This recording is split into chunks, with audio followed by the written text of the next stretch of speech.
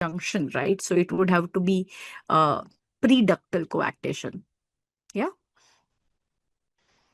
Next, Oski. Again, last year. 25-year-old male shepherd. Big hints here. Cough, chest pain, hemopsis. What are you seeing here? What's the diagnosis? What's the finding? Tell me the exact diagnosis. Abscess? Really? Look carefully. There is a clue why it is not abscess. So look at the X-ray. Can you see these undulating margins? Look at the CT. It is so clear that there are these undulating membranes which are floating. Yes. So your exact diagnosis has to be ruptured hydatid cyst, isn't it? So this is your ruptured hydatid cyst, not just a hydatid cyst, because now it has air within it, isn't it? So describe the findings here. So you were seeing a round lesion in the left upper zone where you are seeing that there is a lesion with an air fluid level, but with undulating margins, suggestive of what sign? This is nothing but the water lily sign, isn't it? So you are seeing these membranes floating around. So this is what is a ruptured hydatid. What would be the DD? So yes, abscess would be 1 DD with an air fluid level, which is irregular.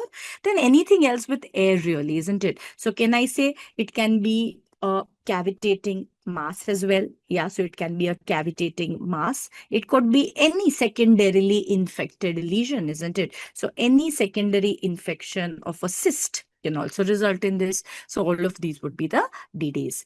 Now talking about hydatid, how does it reach the lungs? You know, the primary site of hydatid, which is caused by Echinococcus granulosus, is the liver, isn't it? So how does this come? So, you know, humans are dead-end host. Who is the primary host? Do you remember all of this stuff?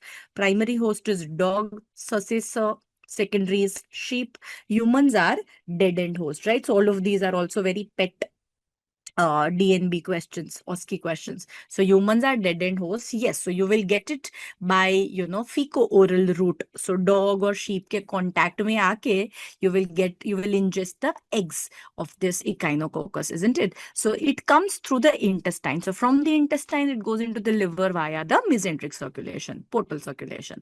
Liver se lung kaise pahunchega? Again, it's the hematogenous route, isn't it? You know that the portal vein is going to come into the IVC, which will enter the right ventricle, and through the right ventricle, pulmonary artery, and then in the lungs. So most common route of spread to the lungs is hematogenous via the portal vein. That's why lungs are the second most common sites.